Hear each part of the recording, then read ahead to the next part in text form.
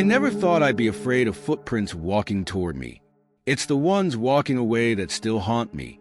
The White Mountains of New Hampshire were supposed to be my escape. 3 nights of solitude to clear my head after the divorce. Just me and my tent beneath the stars. I'd been camping solo dozens of times before, knew all the proper precautions. Bear-proof container for food storage.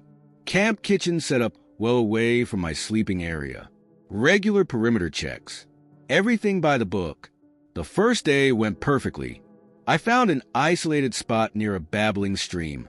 Far enough from the marked trails to feel truly alone, but not so remote that I couldn't hike out if needed.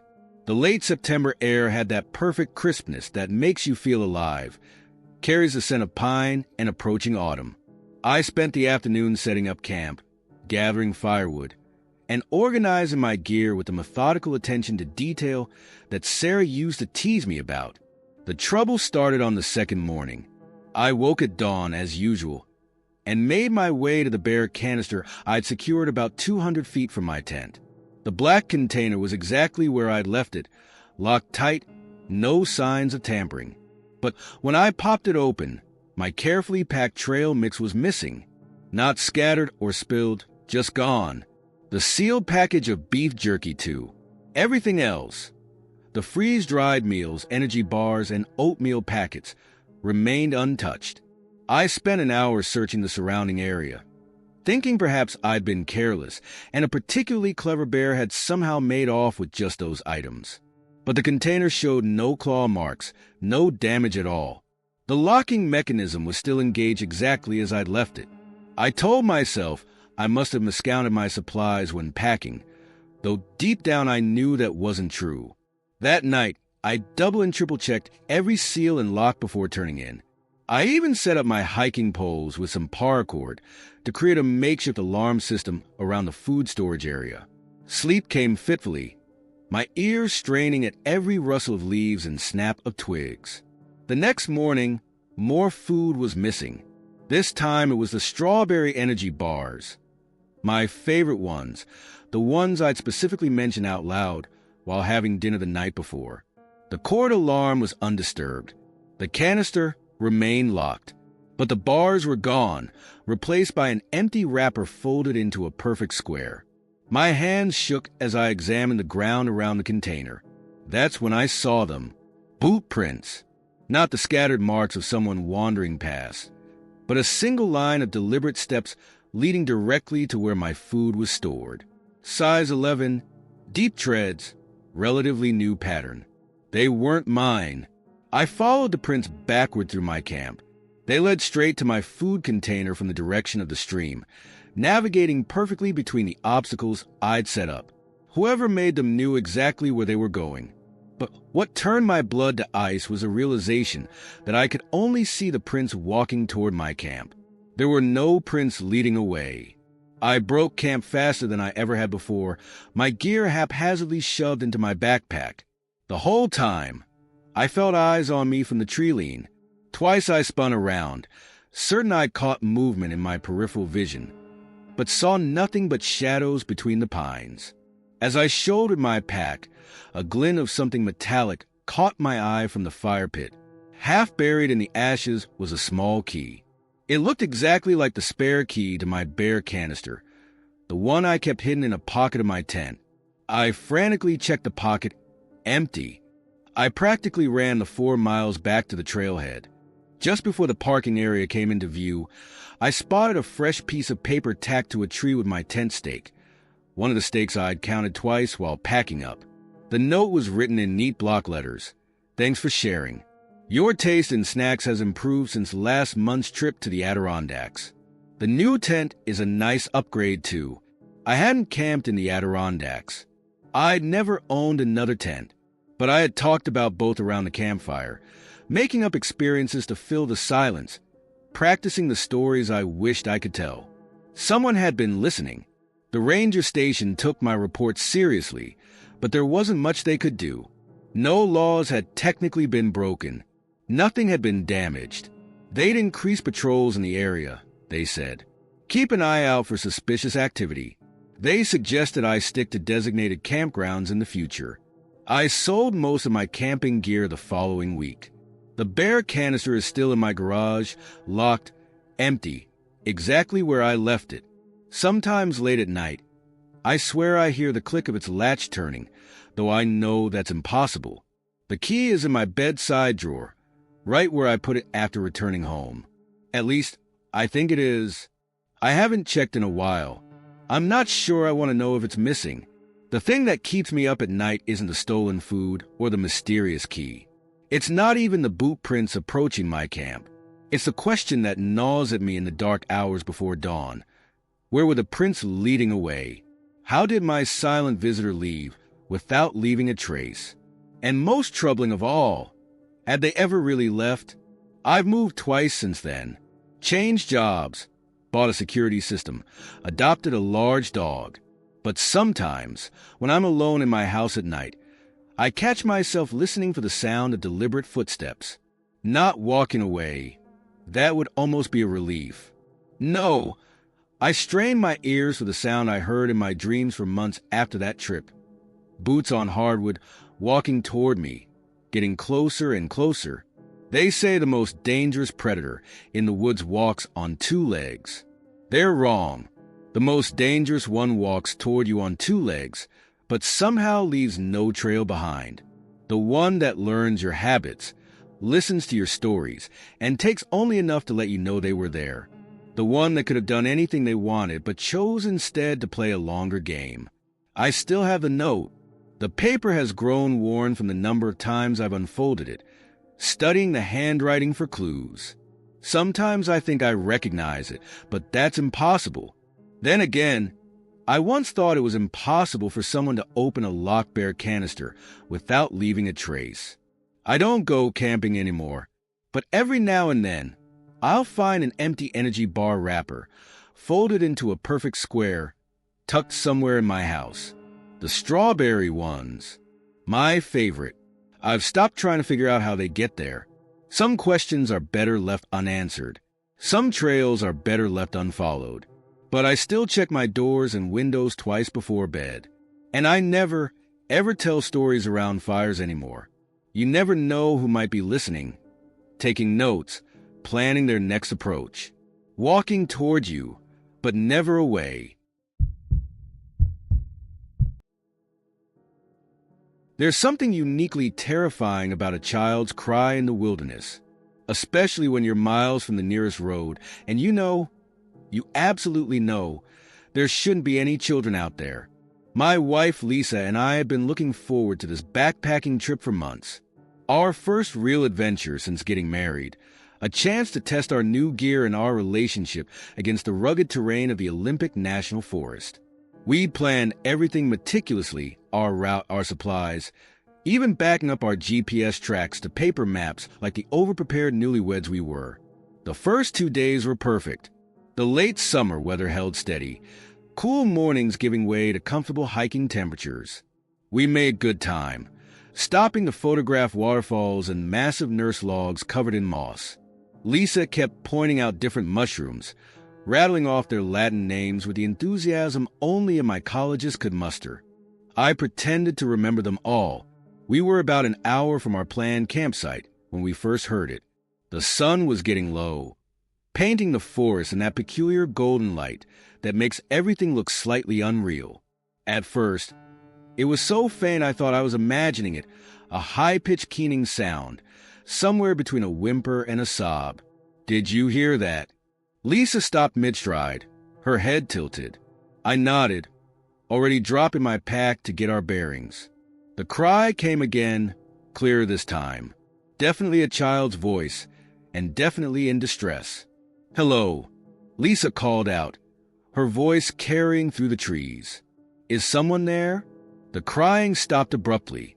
For several long seconds, there was only the sound of wind in the canopy above. Then it started again, further to our left. "We need to help," Lisa said, already moving in that direction. I grabbed her arm. "Wait, something's not right. There's no way a kid should be out here. We haven't seen another soul all day, and we're miles from any trail junction. All the more reason they might need help," she countered. shrugging off my grip.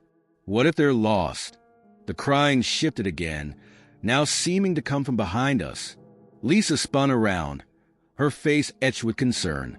I felt the first real tendril of fear curl in my stomach. "That's not possible," I muttered. "Sound doesn't move like that." We stood still, listening as the sobs seemed to circle us, never quite coming from the same place twice. It was getting darker now, the golden hour fading to the blue twilight that precedes true darkness in the forest. "Hello," Lisa called again, her voice less certain.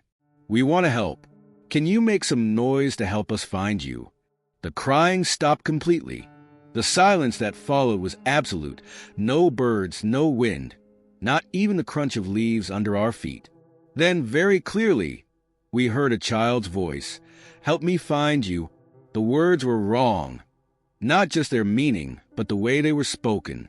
Like someone trying to mimic a child's voice without quite getting it right. The hairs on the back of my neck stood up.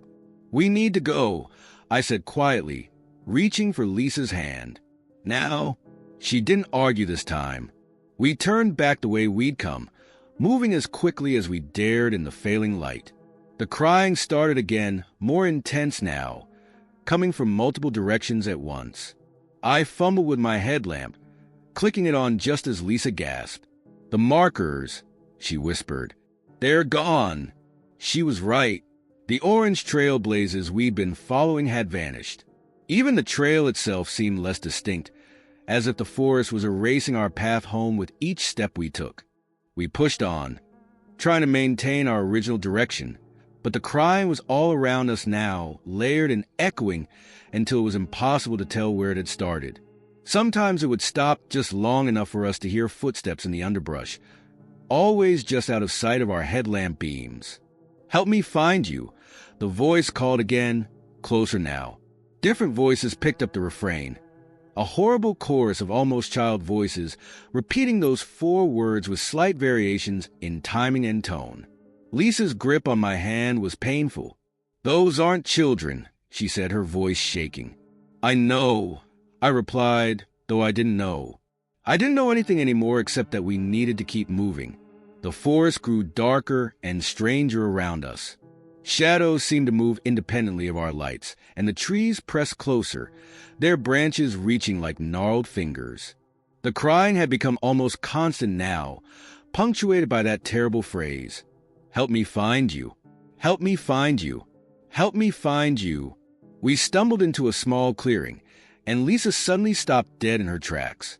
There, illuminated by our headlamps, was our tent, our campsite from the night before, nearly 10 miles behind us.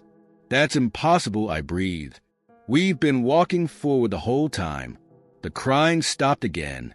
In the sudden silence, we heard something moving in the darkness beyond our light's reach.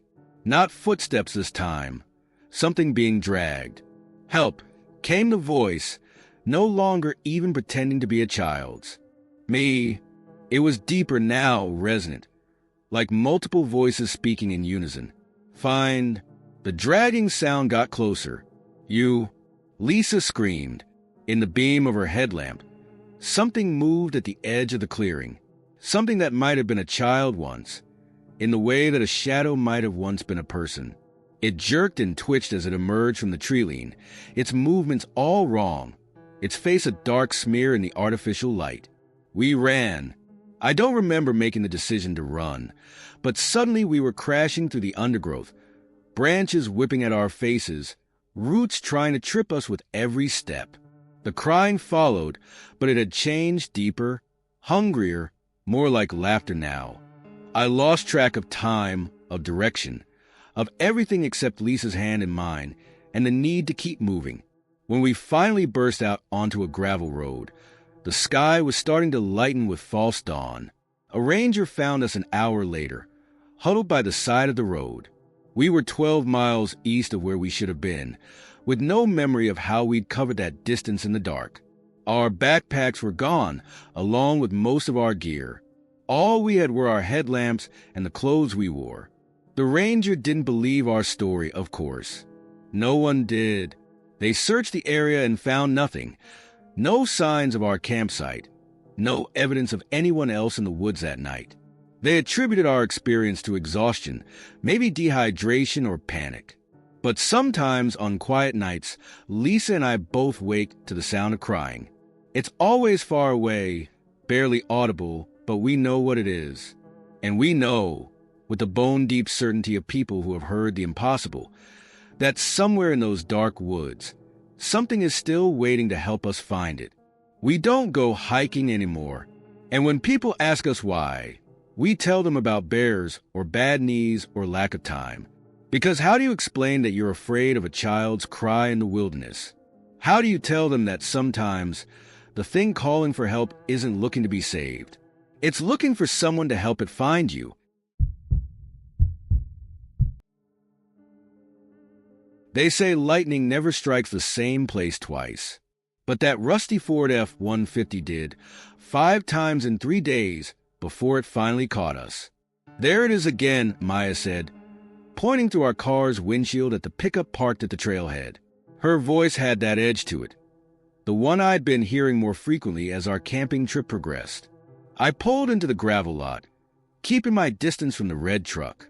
It was the same vehicle we'd seen at every stop since Tuesday, a mid-90s Ford with faded paint, a cracked windshield, and Montana plates so caked with mud they were unreadable. The first time we'd spotted it at Cascade Falls Trailhead, we hadn't thought anything of it. The second time, at Bear Lake, was a coincidence. By the third sighting at Thunder Creek, Jordan had started taking photos. "This is getting weird," Jordan muttered from the back seat, already pulling out his phone to document our latest encounter. Same truck, same parking angle, same empty bed except for that blue tarp. I tried to sound reasonable. It's probably just another hiker following the same circuit we are.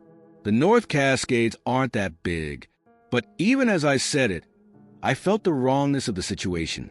We'd specifically chosen this route for its remoteness, planning our stops at the less popular trailheads. What were the odds of another camper matching our exact itinerary? We did our best to shake off the unease as we set up camp, but I noticed Maya arranging our tents closer together than usual. Jordan kept glancing over his shoulder at the trail leading back to the parking lot.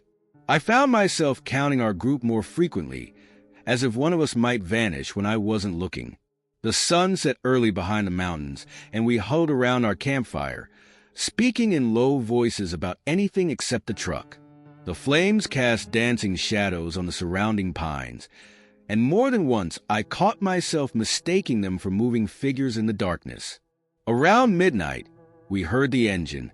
It was distant at first, just a low rumble echoing off the valley walls. Then came the sound of tires on gravel, followed by the distinctive squeal of brakes that needed replacing.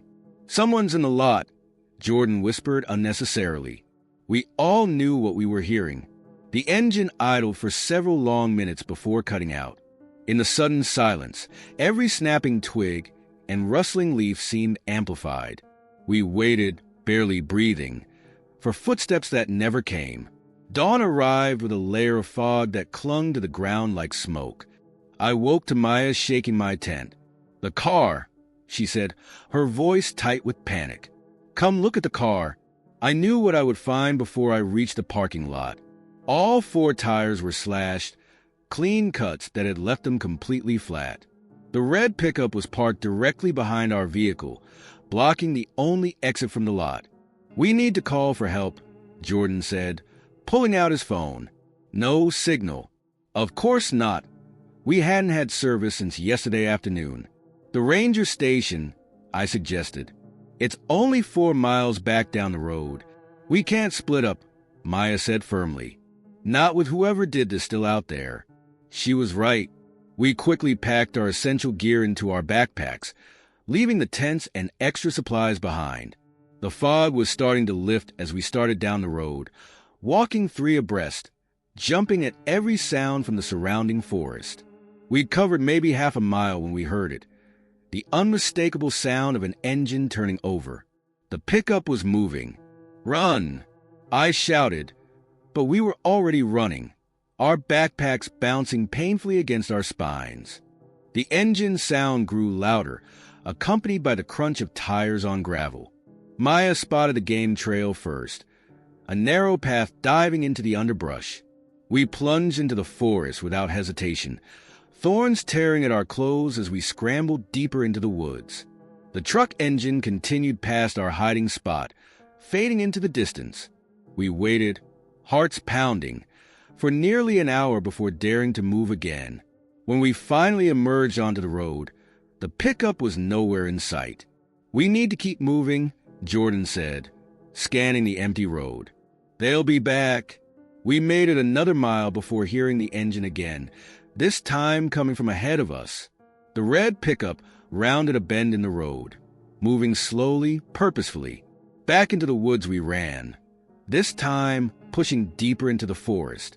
We kept the road within earshot but stayed undercover, moving as quietly as we could through the underbrush. The game of cat and mouse continued for hours.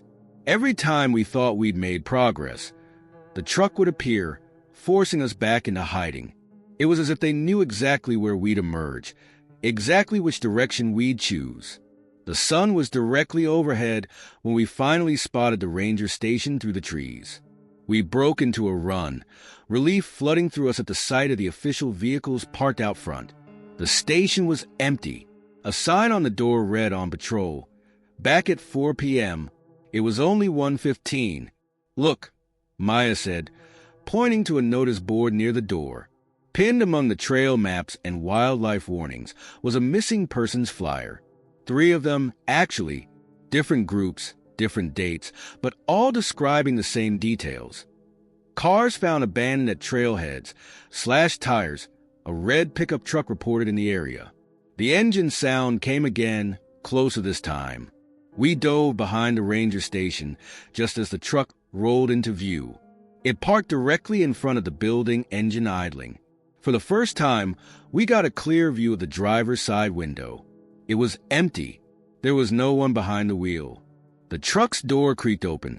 We ran again, this time straight into the forest, no destination in mind except away. Behind us, we heard footsteps, not running but walking with slow, deliberate purpose. They never caught us. We made it to the highway by sunset, where a passing tourist finally gave us a ride to the nearest town. The police took our report, added it to their file. They never found our car or our camping gear or any sign of the red pickup. Sometimes I look at the photos Jordan took, try and make sense of what happened. In each image, the truck is parked at exactly the same angle, the blue tarp arranged in precisely the same way. But there's something else, something I didn't notice until months later when I was zooming in on the details. In every photo, the tarp is covering something in the truck bed, something that changes shape between pictures, something that, in the last photo, taken just before we discovered our slashed tires, looks disturbingly like the outline of 3 bodies. I still go camping occasionally, but never in the North Cascades. And whenever I see a red pickup in my rearview mirror, I take the next exit, even if it's not where I'm headed.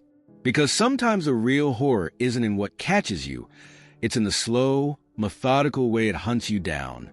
They never did find those other missing hikers.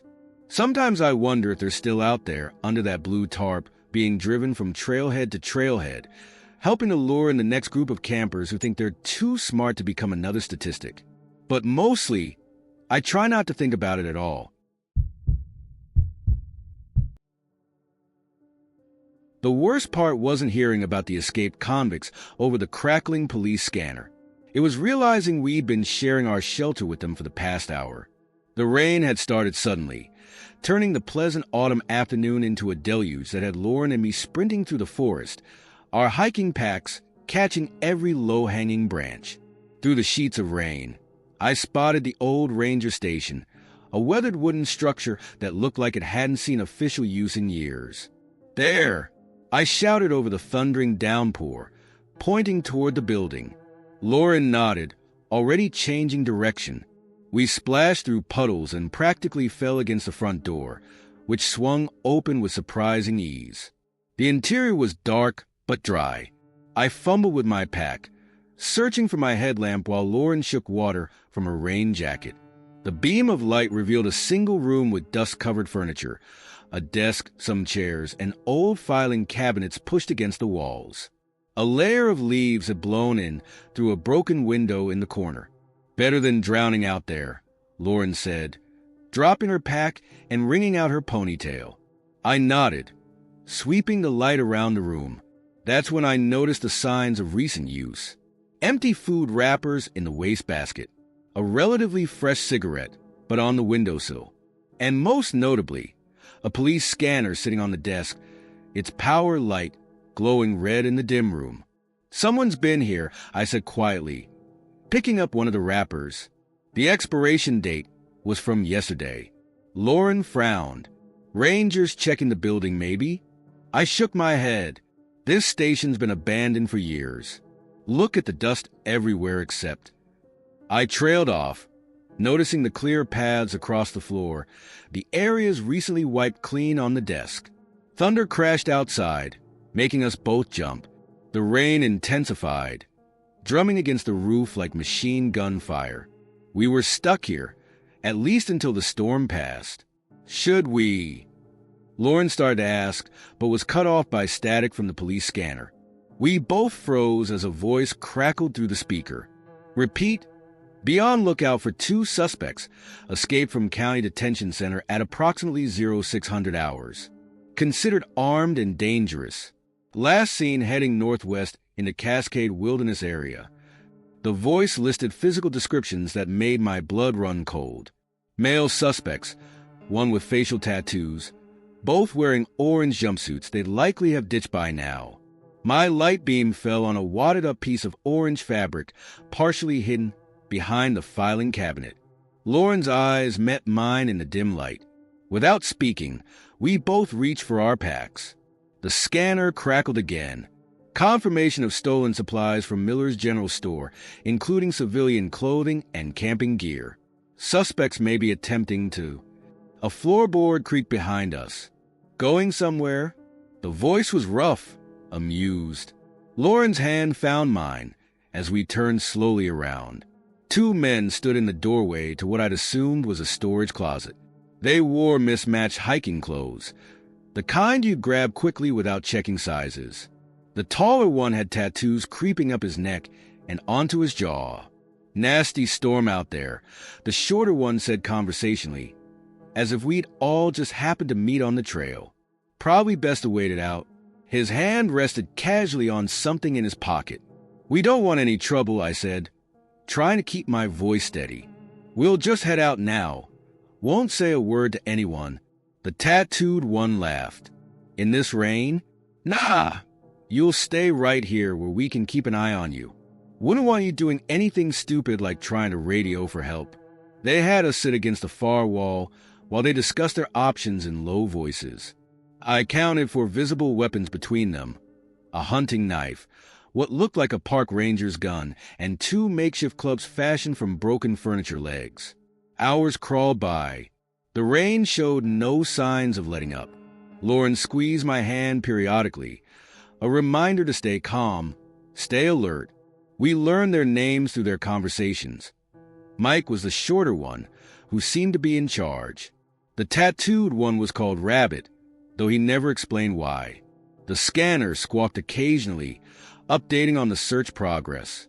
Each time, our captors tensed, but the search teams were focusing on the wrong areas, miles from our location. "Getting dark soon," Rabbit said eventually, peering through the broken window. "Need to make a decision?" Mike nodded thoughtfully. "Can't stay here. Can't let them go neither." He looked at us appraisingly. "Not yet anyway." Lauren spoke up suddenly. "Take us as guides." Everyone turned to stare at her. I felt my heart skip several beats. "What?" Mike asked. "We know these woods," she continued, her voice gaining confidence. "All the unofficial trails, the caves, the spots rangers never check. We can help you get out of the search area." I realized what she was doing. Buying time, keeping us alive, maybe creating an opportunity. I nodded quickly. She's right. We hike here all the time.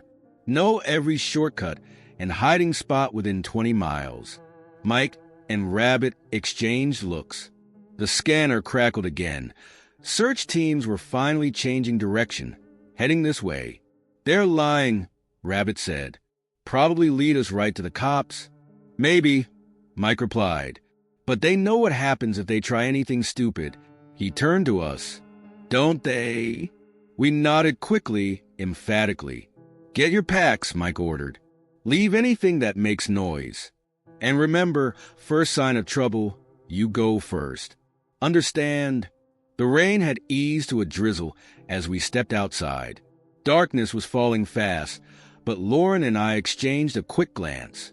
We both knew these woods intimately, including the maze of deadfall and hidden drops just north of here. In the dark, one wrong step could mean a broken ankle. Or worse. They didn't know we'd been lying about being expert guides. Didn't know we were as lost out here as they were. But in the growing darkness, with their weapons at our backs, that knowledge felt like the only advantage we had. I took point, Lauren behind me, our captors following close. The forest was different at night, full of shadows and false paths. Perfect for losing someone who didn't know the way, or for losing yourself. The next 3 hours were a blur of calculated wrong turns, circular paths, and carefully chosen trails that led nowhere. In the darkness, every tree looked the same, every clearing a mirror of the last. Mike and Rabbit grew increasingly agitated as they realized they'd lost all sense of direction. The police found us just before dawn. Later, they told us our erratic trail through the woods had bought the search teams the time they needed to close in. They found Mike and Rabbit half a mile apart, both hopelessly lost and exhausted. Lauren and I were lucky. A few scrapes and bruises, plus a lifetime of nightmares about that ranger station. Sometimes I still hear the scanner static in my dreams, warning about escaped convicts in the area. But mostly I dream about those hours in the dark, leading desperate men through an endless maze of trees, never knowing if each step might be our last. The ranger station burned down a month later. They said it was lightning, but part of me wonders if someone wanted to erase what happened there. I don't go hiking much anymore and never in the rain. But sometimes, when the weather's bad, I think about that abandoned building in the woods, about the choices we made in the darkness, and about how the most dangerous part of being lost isn't not knowing where you are. It's not knowing who might find you.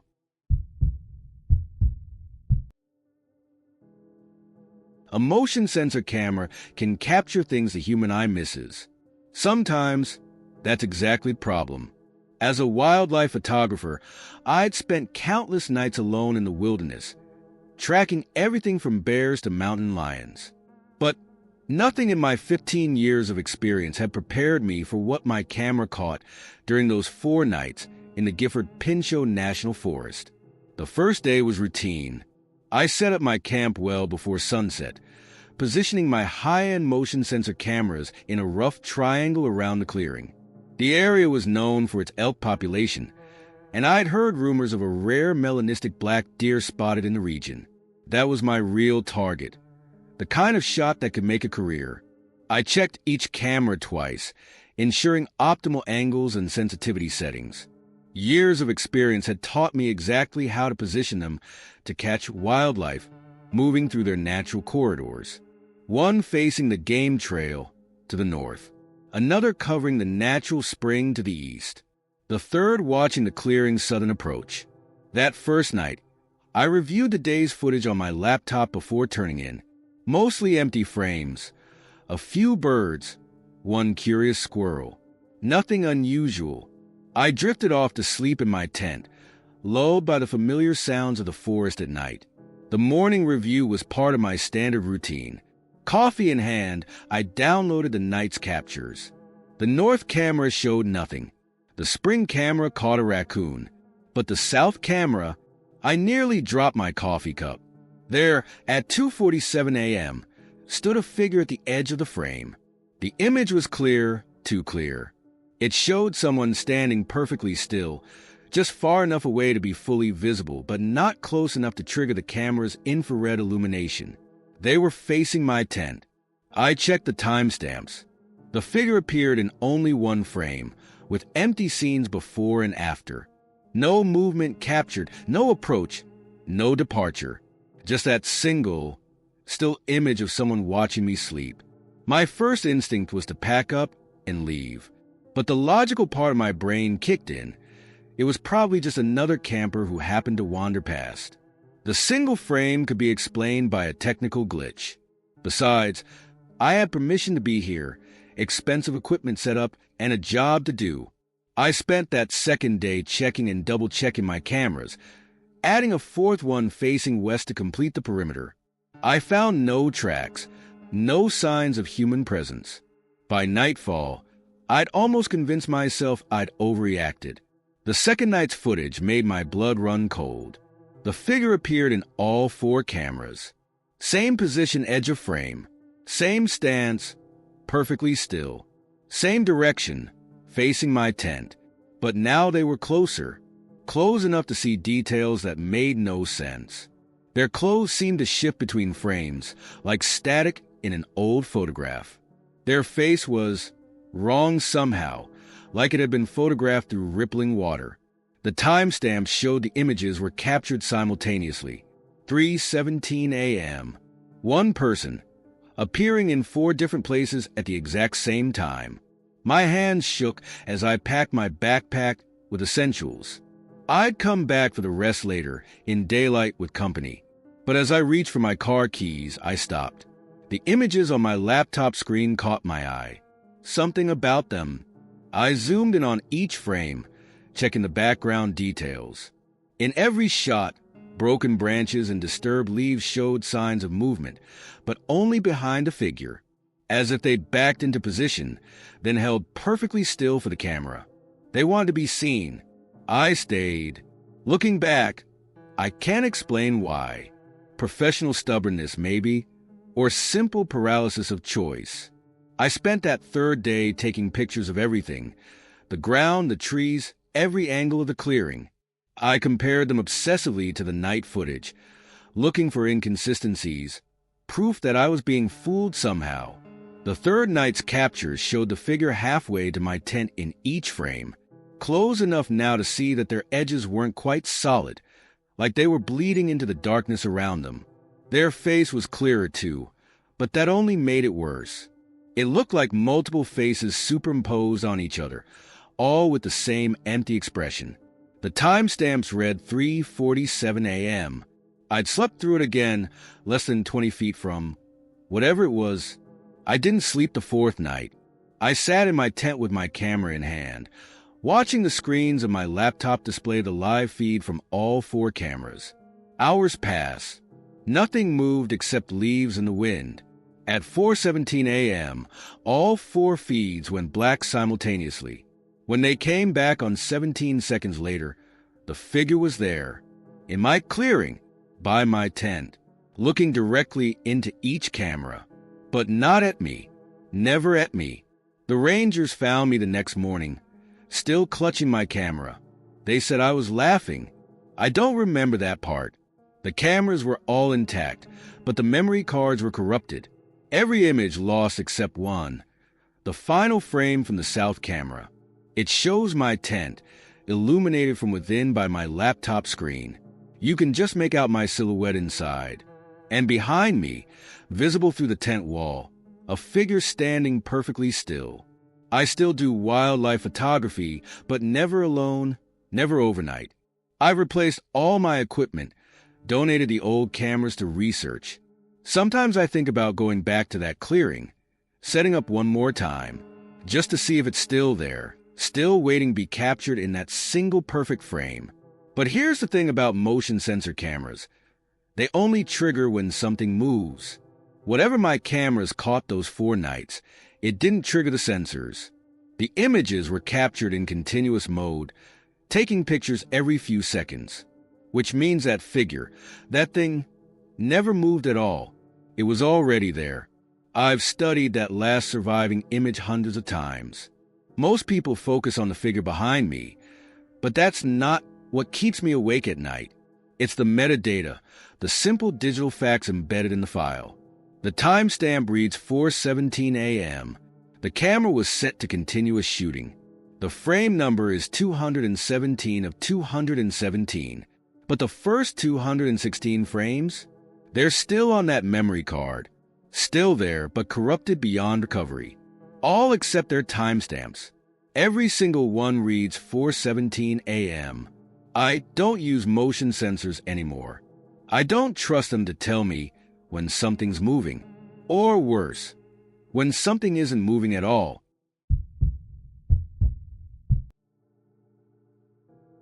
Never ignore a pattern in the wilderness. By the time you figure out what it means, it's usually too late. There were 3 of us camping in Yellowstone's backcountry that week. Me, my brother Mark, and our friend Chris. We'd been planning this trip for months, carefully mapping out a route through some of the park's less traveled areas. The first strange formation appeared on our second morning. I spotted it while making coffee, a perfect circle of stones, each one about the size of my fist, arranged around our tent. At first, I thought Mark or Chris had made it as a joke, but they were both still asleep. The stones weren't just placed randomly either. They were spaced exactly the same distance apart, forming a geometrically perfect circle. "Hey guys," I called out, trying to keep my voice casual. "Either of you get up early and decide to practice your rock art." Mark unzipped the tent and poked his head out, still groggy. "What are you?" He trailed off, seeing the circle. Chris emerged a moment later, and we all stood there staring at it. "Those weren't here last night," Chris said finally. "We'd been careful about setting up camp, following all the proper bear protocols. None of us had noticed any rocks arranged like this." Mark walked the perimeter of the circle, counting. 27 stones, he reported. All about the same size. All equidistant. He picked one up, examining it. "And they're not from around here. Look at the coloring. These are river rocks. We're nowhere near a stream." I felt the first flutter of unease in my stomach. We were at least 10 miles from the nearest marked trail, in an area that saw maybe a dozen hikers a year. The chances of another group camping nearby were slim. We debated what to do, but ultimately decided to continue with our planned route. Mark photographed the circle, and we packed up camp, trying to shake off the weird vibe the morning had brought. That night, we made sure to check our campsite thoroughly before setting up. No stones, no circles, nothing out of the ordinary. We even took turns keeping watch, though we laughed about it being overkill. The second formation appeared anyway. This time it was a triangle, made of the same smooth river rocks. 33 of them, arranged with mathematical precision.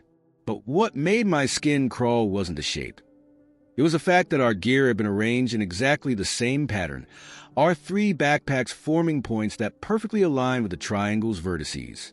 "Okay, this isn't funny anymore," Chris said, his voice tight. "Someone's messing with us." "Look at the ground," Mark pointed. There were no footprints around the formation, no signs that anyone had approached our camp during the night.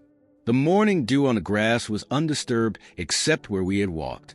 We were 4 days from the nearest ranger station, with spotty satellite phone reception at best. Moving camp seemed pointless. Whoever or whatever was doing this clearly knew where we were. We decided to stick to our original plan, but sleep in shifts, one person always on watch. I took first watch that night, sitting by our dimming fire with my headlamp ready. The forest was unusually quiet, no owls, no rustling of small animals. Around midnight, I heard it. The soft click of stone against stone, coming from the darkness beyond our firelight. I grabbed my light and swept the beam toward the sound. Nothing, but when I turned back to check on the tents, my blood froze. A single river rock sat at my feet, identical to the others. I hadn't heard it fall. The third morning brought a hexagon. 42 stones this time. The formation extending beyond our campsite into the surrounding woods. Our tent had been moved to the exact center during the night, with us still sleeping inside it. None of us had felt a thing. "We need to leave," Chris said, shoving his gear into his pack. No one argued. We abandoned most of our camping equipment, taking only what we could carry for a fast hike out. But the trails looked different somehow. Landmarks we'd passed days before seemed to have shifted position. By sunset, we had to admit we were lost. The fourth formation appeared as we slept, exhausted from hours of trying to find our way back. A perfect square, 54 stones. Our remaining gear had been disassembled and arranged among the rocks. Tent poles laid out in precise angles, sleeping bags unrolled to form symmetric patterns. And in the center, our satellite phone, dismantled into exactly 27 pieces. We ran, abandoned everything except water and a few protein bars. Picked a direction and just ran. The sun set, rose, set again. We kept moving, ignoring the geometric shadows we thought we saw between the trees, the soft clicking sounds that followed us through the darkness. They found us 3 days later, dehydrated and incoherent, walking in circles less than a mile from a major trail. Our clothes were covered in a fine dust that park geologists later identified as pulverized river rock. The rangers who rescued us found no formations, no circles or triangles or hexagons. Just 3 sets of footprints, going nowhere. They blamed dehydration, shared hallucination, possibly toxic mushrooms we might have accidentally ingested. But they never found our abandoned gear, never explained the perfect geometric bruises that formed on our skin over the following weeks, each one exactly the size of a river rock. Never figured out why all our watches had stopped at exactly the same time, showing the same date. Mark still has the photos on his phone. The first circle, clear as day. The triangle too. But the later formations are just blur of static, as if something had interfered with the camera's ability to capture them. Sometimes, late at night, he swears he can see patterns forming in the static, growing more complex with each viewing. I don't go camping anymore. Can't stand the sight of stone circles, even decorative ones in gardens, because I know now what those formations meant. They were a language. Someone or something was trying to communicate with us, using the only medium they had. And sometimes in my dreams, I understand what they were trying to say. See the message spelled out in precisely arranged stones and scattered gear. Wake up with geometric patterns traced in sweat on my sheets. They're still out there, those river rocks, still being arranged in ever more complex formations, still waiting for someone to complete the conversation we started. But here's what really keeps me awake at night. Those first 27 stones weren't the beginning of the message. They were the response. To this day, I can't shake the feeling that somewhere out there, in some forgotten corner of wilderness, we had unknowingly arranged something in our sleep, started a dialogue we weren't prepared to finish. And whatever we said, it's still waiting for an answer,